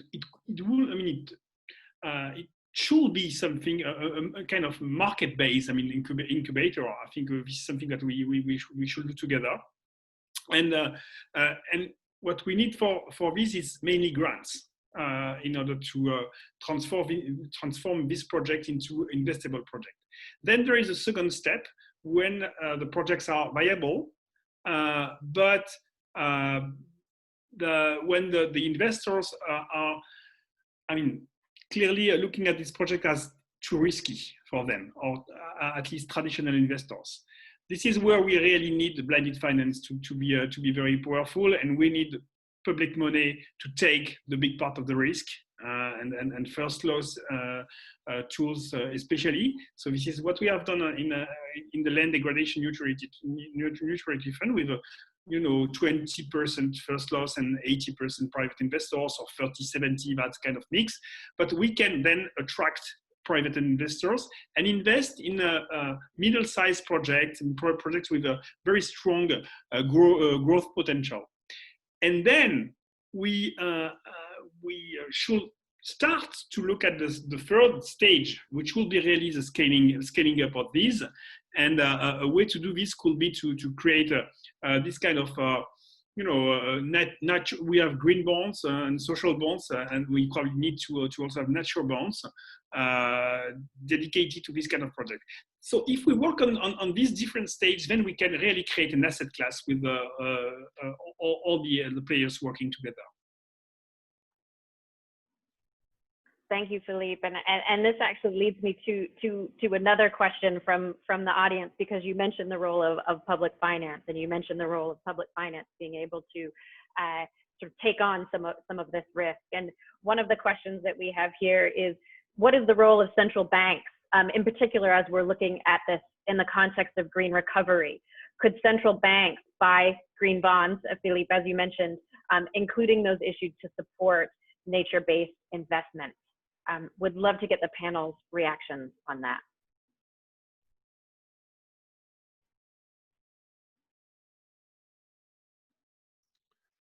Well, then I'll dive in, Kathy. It's not my specialist area, but I recognize the issue in the debate, and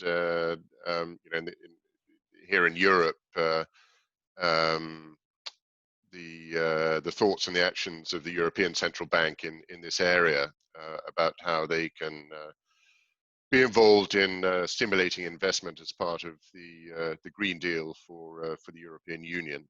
And I think that shouldn't be for green, environmental, or, if you like, climate objectives alone. I think, and I don't think that is the expectation.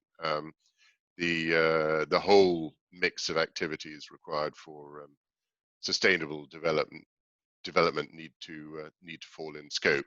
And in closing, I'd say everything from everywhere helps, and I'll just leave aside the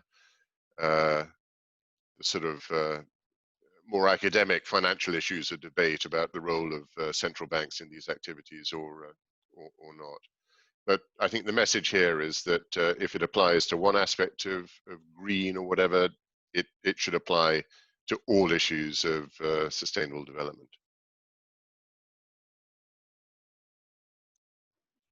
Thank you, Stephen. And certainly I think that, you know, in thinking about how we can use this capital in this holistic way is something that is a theme that has come up. And we certainly have another question in this, particularly as it relates to livelihoods.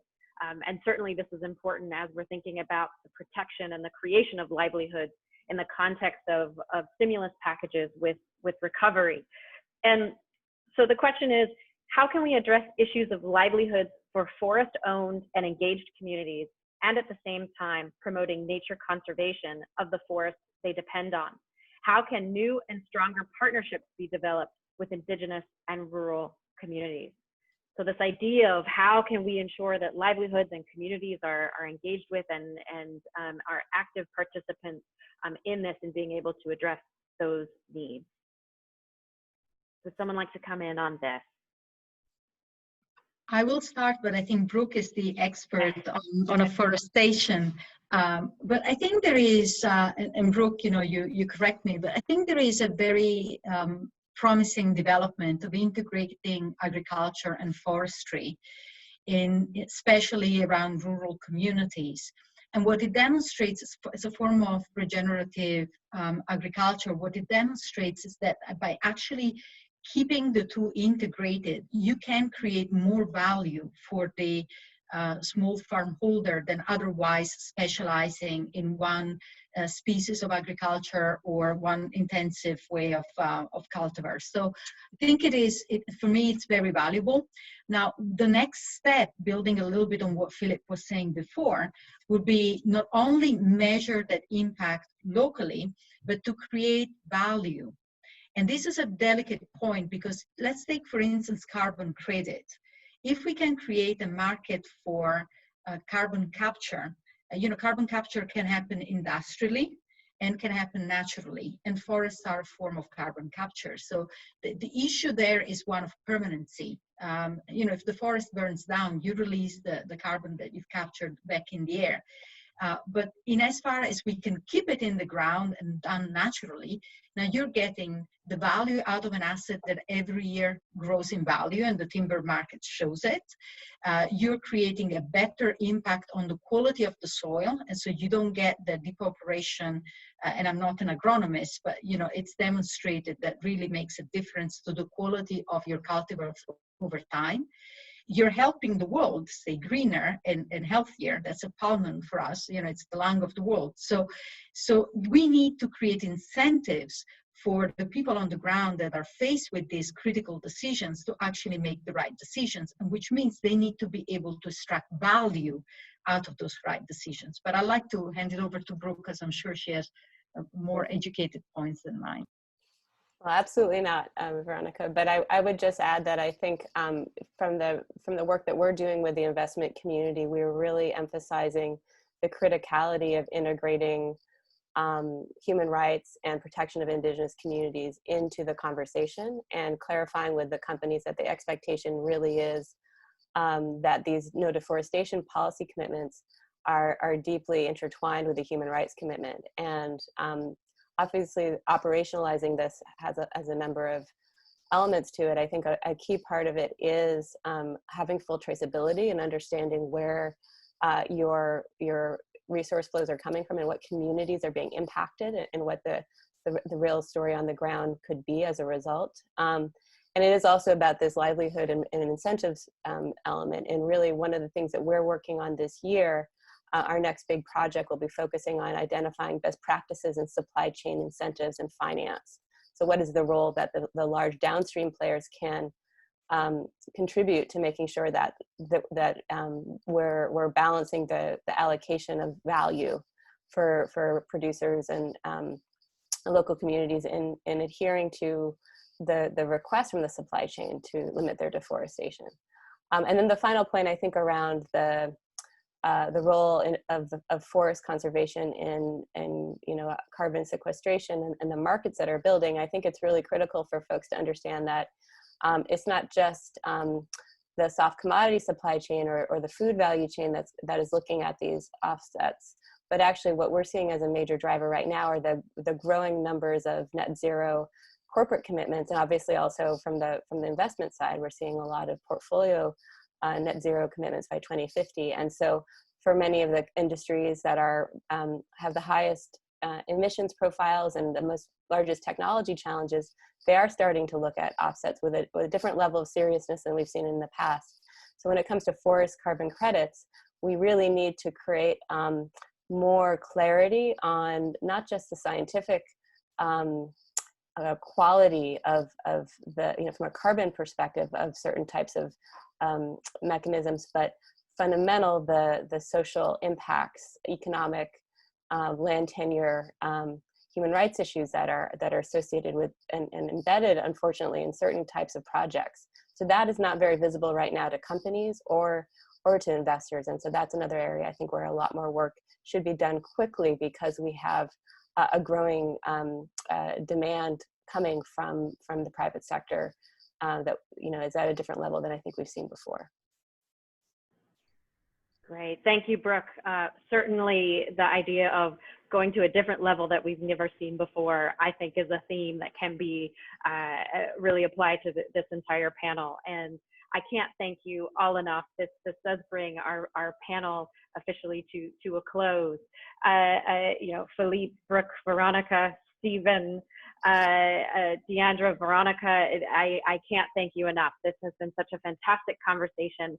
And I do hope it is just a beginning of a conversation that we can continue on throughout the course of this entire series and into a number of ways that we can unpack the really important themes that have been discussed today. So thank you so very much. And with that, I am so pleased to be able to introduce someone who needs no introduction, Achim Steiner, the head of the United Nations Development Program. I've been very, very privileged that I get to interact with Achim, and every time I talk with him, I always think about how he helps us to see beyond the horizon. What are the innovations, the connections, the solutions that really help to accelerate impact? And certainly this is a credit to him and all of his work, head of UNDP, head of UNEP, head of IUCN, and really thrilled to have you here today, Achim. Over to you. Cassie, thank you. When you put it like that, then obviously I have to ask myself, is the impact commensurate with the opportunities I was given? But I think that is the nature of financial markets as well, and perhaps a good entry point. Thanks for the kind introduction. I've been following the discussion for the last 40 minutes, and I want to begin by thanking all the participants, thanking UNEP, the Scottish Government, the New York Forest Declaration, and others who have joined to have this reflection on financing for nature, but also to listen to the progress, the changing landscape, and the institutional stories that a number of you spoke to in the last panel of how things have evolved. Perhaps for some of you who may know that I used to lead UNEP, and in that period of time, the UNEP Financing Initiative, Green Finance, the inquiry, I mean, to me, this issue of finance clearly is central because it is a bit like the blood in the veins of our global economy, our local economies. If you don't have finance aligned, you can aspire, you can imagine, you can hypothesize, but it is ultimately in the way that money lands and drives decision-making over land use, over technology choices, that things become part of a, let's say, scalable impact. And that is not to reduce it all down to money, but without money, it is a lot harder. And I want to pick up on that because I think the scaling up and the acceleration of the kinds of developments that we have listened to for the last hour, I think is critical in two respects. One, and perhaps to me a little bit surprising, I heard less about COVID-19 and the pandemic this morning than I perhaps expected. Now, that may be the long-term view of green finance and financing for nature. But I do actually think that the pandemic and COVID-19 in itself presents an extraordinary opportunity or a major setback. And I think this is in the sense of financing for nature an important consideration for reasons that I know are very obvious to you, but they bear worth repeating. Secondly, I think we also have to recognize that financing, the greening of finance, of financial markets, clearly is at a point where it must go on an exponential curve, even steeper, much steeper, and much more sustained than it has over the last 10 years. And everything that we actually have been listening to over the last few minutes would be a reason to be optimistic, because there is change, there is exponential growth, and I think there are ways in which we're making progress. But how can move financial markets, those 300 and something trillion dollars in financial wealth accumulated, that $80 trillion GDP that we often look at as a correlation to what is needed to change the way that investment and that economies use nature and either fail to invest in them or do take up opportunities, I think very clearly speak to the importance of further reflecting on what are the incentives, what are the regulatory frameworks, what are the markets that we need to help foster in order for this not to remain a kind of marginal or parallel economy. And I think in part it takes us back to something that we are all familiar with, but I think it bears repeating. Many of you will remember the work of Pavan Sukhdev, but also embedded in the work of IPBS and many others today, that first of all speaks to a failure in the sense of measurement and visibility. And whether we take it in terms of understanding, for example, the fact that pollinators provide a service that in no way is captured either at a micro or a macroeconomic level. And it is only when you have no more pollinators left and you have to truck around your stock of bees on the back of a truck, as is done in California today, or you have to take the pollen by hand and apply it with brushes to plants, trees in order to have nature function, do you begin to attribute a cost of it, the opportunity cost of not having pollinators or the cost of labor and doing it mechanically or artificially. And this is one of the difficulties we have, that it takes us too long in our economic radar and lenses to measure and appreciate the value of nature to that which we describe as our economy, whether in GDP terms or otherwise. But I think it is also embedded in the visibility failure that we often attribute to those who may not matter so much in national economic statistics, yet are highly dependent on functional nature and nature services. Again, Pavan's work at the time on GDP of the poor, where in research in India and many other parts of the world, we know this to be true. People who live in the rural economy, who depend on nature and agriculture and natural resources, for them, nature often represents 70, 80, 90% of their GDP, the GDP of the poor or of the rural dwellers. And yet in the way that we manage, maintain, and sustain those resources is in no way reflected in either public policy, public budgets, or sustainable use measures. A second major failure that still holds us back, and I think it is important to bear that in mind, is a market failure that is best expressed in that phenomenon where the cost of the degradation of ecosystems, the cost of pollution, is essentially socialized, if at all, and the benefits of doing certain things and deriving a profit from them are often privatized. And in there lies one of the great tragedies of the 20th century and of the way that we industrialized and the way that we chose to develop, alongside extraordinary gains in wealth and progress and so on, not to be denied. But at the beginning of the 21st century, clearly the loss of nature, of species, of ecosystems, and of biodiversity alongside the threat of climate change clearly point to something that we have begun to address in many different jurisdictions, but still not adequately, I believe. And the third is really a related policy and regulatory failure, if you want. It's the failure of trying to, first of all, stop certain things that are simply not justifiable. And in trying to deal with that issue, I think, we have no problem in stopping asbestos. We also legislate against slavery. Societies have a point in time when they take a decision and say, this is not who we are, this is not part of our future. And I think we do need to look at these financial markets and the scope with which they look at future investment pathways as part also of a regulatory outcome, not in the sense of micromanaging an economy, but reflecting a social consensus. Secondly, incentivizing. If we continue to subsidize hydrocarbons in terms of extraction and also use in the way we do, there simply is no way that you can afford to build a competitive incentivizing and subsidy economy alongside that. It clearly means a rebalancing, and I think that is critical to, again, addressing the opportunities for a scale up and an acceleration of investments in nature. And finally, the commitment of a policy strategy, a development strategy, an economic vision that is built on a transformational approach to markets.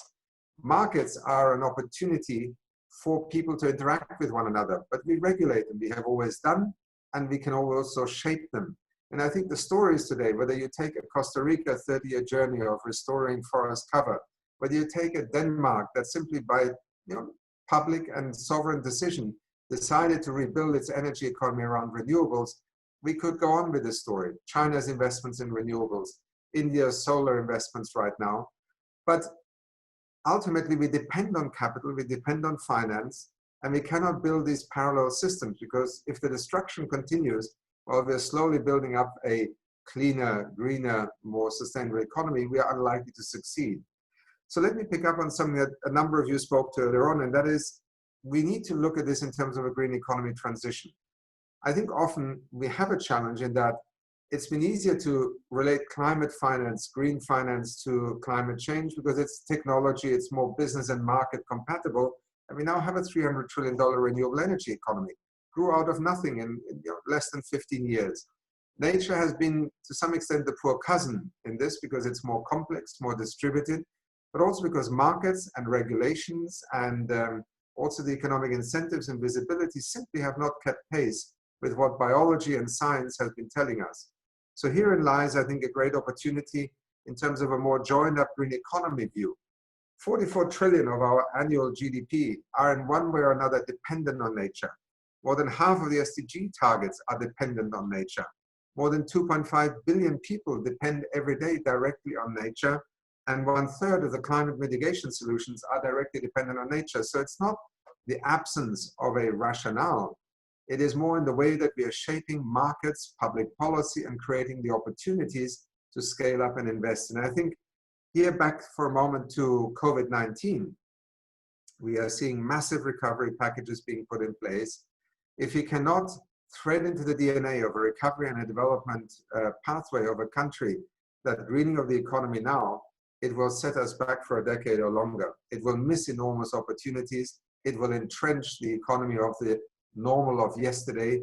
And we all know that this is not going to be very helpful. And interesting enough, for the first time, in the midst of a also economic and financial crisis, it is financial markets who are articulating that perspective with a clarity and a forward-looking perspective that I have not seen in all these years. So extraordinary opportunity, we must focus on that, and we must weave that financing for nature into a larger green economy perspective. And the Sustainable Development Goals, the Sustainable Development Pathway, I think is critically important. I think Stephen spoke to it, others as well. Let us remember that the SDGs without a green economy will not happen. But a green economy without the SDGs will not happen either. Because, you know, markets have already, when they want to, and when in our very unequal world, the opportunity is there, valued and invested in nature. Just look at real estate next to Central Parks, next to Hyde Park, and you can see markets are perfectly capable of factoring in the value of nature. But look also at the fact that for years and years, we are witnessing the decimation of nature, the extinction of species, and yet nothing has happened. This is why I think we do have to have a more joined up approach. I think we do need to take COVID-19 as a critical moment in time while building the paradigm, the regulatory, the market incentive-driven approach to scaling up investments in nature. And I think there are plenty of opportunities. And in the way that I think I listened this morning also to financial institutions speaking about that opportunity, we are entering a next phase. But let's be very clear. We also see the temptation to go back, and it is often the shorter route. even if it is ultimately a dead end. And that is why UNDP, the United Nations as a whole, and we in our offer in helping countries to now design their responses in this crisis, have chosen alongside governance, social protection, and the digital disruption and innovation part, the green economy as one of the 4 central pillars on which to be of assistance to countries and communities moving forward. And without finance, without private finance, without financial markets being part of that equation, we will simply not succeed. So I'll stop here because I know time is short, but I hope it's kind of provided a perspective from a sustainable development vantage point, very conscious of the importance of recognizing the value of nature and looking for a green economy approach that is both value-driven and values-driven. I think it is in these two that we will see the greatest potential for both markets, the public, and our national governments to respond. Thanks, Cassie. Thank you, Achim. I don't think there's a better way to wrap up this opening session of the Finance for Development series, talking about this idea of this being this critical moment, this opportunity that we have, but we have to get it right. And there's a lot of danger that that the short-term interest, as you put it, may outweigh this longer-term opportunity to achieve the SDGs, to protect nature, to address climate change. And the phrase that I hear you say a lot that I always like to go back to is how do we build the economy of tomorrow? What does that look like, and how do we pull these pieces together to do that? So thank you very much. And this brings to a close this opening session of the Finance for Nature series. I can't thank all of you enough for joining us for this. It's been a short moment together, but we've been able to cover so many different perspectives, and certainly the panel talking about this critical moment and the idea that we need narrative, we need tools, we need standards, we need regulations, innovation, data, architecture, governance, ways that we can sort of take all of these things that really are on the cusp of being able to impact the entire world, and how can we work together with innovative approaches, have effective communications, have effective coalitions that really start to turn the corner at this critical moment. So I really do invite you, there are a number of ways for you to get involved. Please do go to the website, check us out on social media. And then of course, tomorrow, there is a fantastic discussion talking about how disclosure of nature-related financial risks really open the door to sustainable financing.